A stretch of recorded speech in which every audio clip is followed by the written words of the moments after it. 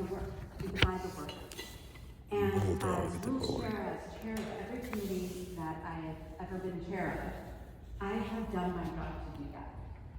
When I first got the draft proposal, like many of you who signed your name onto it, I wasn't against it. I know that we have a severe staffing crisis at the police department, and I thought originally maybe this is a solution. But as I dug deeper and deeper into the proposal, and the next item I will share what I've learned, I realized that this is a very mistaken policy that will be highly unpopular among the people, and that I think, colleagues, that you affixed your name to this legislation because you weren't aware of the consequences. I talked in depth and worked in depth with the Controller's Office, with retirement, with human resources, and the information I will present to you in the next item, I'm hoping will change your mind. But I just wanted to say that the integrity of the committee structure is important. It's important for this board. It's the way that we get all of our work done in a timely manner.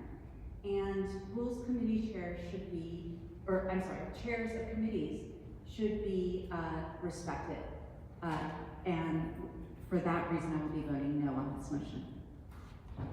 Thank you, Supervisor Ronan. And I will just say, with the benefit of a long, discontinuous tenure on this board, that while I agree that committees are the places where public comment is taken and amendments are made, there has been a long pattern and practice that ultimately, as relates to measures that go on the ballot, that they have gone to the full board for deliberation.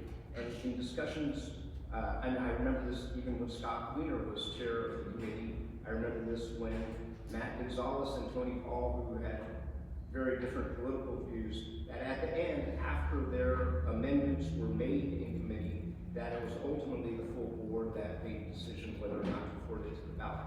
But I respect your position, and Supervisor Chan. Thank you, President Peskin. I think that, of course, while I always respect colleagues in all your capacity, and especially as chair of all our committees, it's tough work. It's always very difficult, no matter what committee it is. I want to say though, just looking at board rules, there's a reason why that it's allowing and then having the board rules be at 4 signatures or at 6 votes to call a special meeting, circumstance as such. I also want to point out that clearly I think any chairs and any member of any committee will also have the option to table any items in their committee. Therefore, it wouldn't allow this circumstance to exist as today, that we then now be in this situation to have this discussion. I'm going to speak further as to really why and what I have seen through the process, and if and when we proceeded to the second agenda and the second meeting today to discuss further about this particular charter amendment. But today I will be voting yes to call out this from the committee. It exists for a reason as a rule, so I will be supporting. Thank you. Thank you, Supervisor Ronan. Yes, if I could ask the city attorney a question. Is it true that the board president is making the assertion that items that have gone on the ballot have never been tabled or continued to call the chair in the rules committee? Deputy City Attorney Ann Pearson, I cannot speak to the full history of what's happened at this board. I can think of at least one instance when ballot measure was tabled in committee, maybe more than that in my time, but I certainly can't speak to the, a broader issue. And then, as Supervisor Chan mentioned, if I had tabled this item as opposed to continuing it to call the chair, would it have made the shenanigans that are happening today any different? The process for bringing something back after table is a little bit different from calling it from committee. I believe it's it involves a little bit more time, but I can't say with any certainty that it couldn't have been done with some suspension of board rules. Okay. And wasn't it not your advice to me that continuing the item to the call of the chair, there would not have been time that was possible to have both the maneuvers that are happening right now? I think You and the clerk of the board, actually. we addressed questions that you had about what would happen under those circumstances in light of the board rules. And I think we advised that it was unlikely that it could be brought back in time to be heard during the session. I think the exact words were, I can't see a way there would possibly be time to do this. So I just want to make the point that those are all my questions. Thank you. I think the point that I'm making is that apparently you can get around rules if you want to. And with that, I will, I'm done. Madam Clerk, on item number... Mr. President, Supervisor Preston. Oh, Supervisor Preston. Thank you, President Hudson.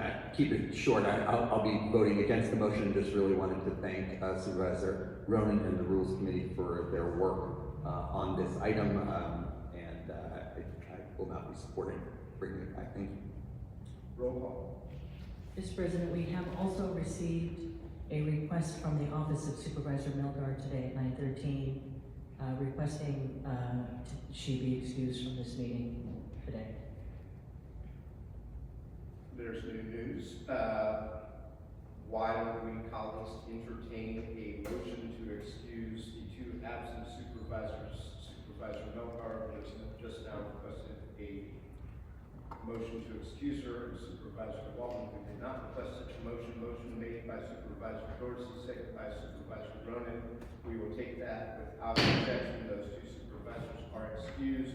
And on the motion, a roll call, please. On the motion, Supervisor Preston. No. Preston, no. Supervisor Ronan. No. Ronan, no. Supervisor Safai. Safai, aye. Supervisor Stephanie. Stephanie, aye. Supervisor Chan. Chan, aye. Supervisor Dorsey. Dorsey, aye. Supervisor Engardio. Engardio, aye. Supervisor Mandelman.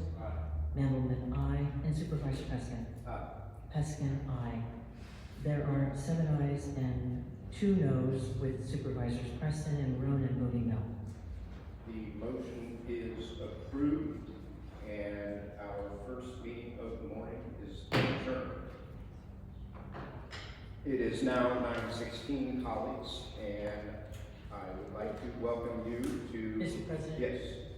Mr. President, Madam? we did not take public comment. I'm sorry, my apologies. We are not adjourned. Is there any comment on item number 1, Mr. H. Brown? Thank you, Mr. President. Despite all this nonsense and wrestling back and forth between the progressives, I want to address the people directly. This is a ripoff by the cops, and they're to pass this. When this gets on the ballot, voters realize that the cops are asking $300,000 a year for officers, for sergeants and above, for 5 years. Supervisor Dorsey said, hey, 3 years is not enough. Ask for 5. Why not give all the time that they spent being thugs in other apartments before we brought them over as laterals? But anyway, voters, this is a direct rip-off by the cops. This board has done everything possible to bend over, for no pun intended, for the cops in this matter. I've got nothing against cops. I worked with them my whole life. As a firefighter, shared station with them for 5 years. Got naked with Aaron Peskin and a bunch of cops in a sauna trying to teach me to swim. I camped out in the woods with them with gangster kids. You think anybody's against cops here? It's ridiculous. It's just rip-off that we're against. They are using the fact that this is an election year to force the board to put this on the ballot. When they put this on the ballot, voters, stick it up their ass. Thank you. And before we hear the previous vote made by Supervisor Mandelman, second by Supervisor Stephanie, without objection to the previous vote. Please proceed. Hello, my name is Lydia McKeever. I live in T6. You know, the first thing I think of with this whole kerfuffle is the fact that Supervisor Peskin endorsed Dorsey over 3 other supervisor candidates who are all black women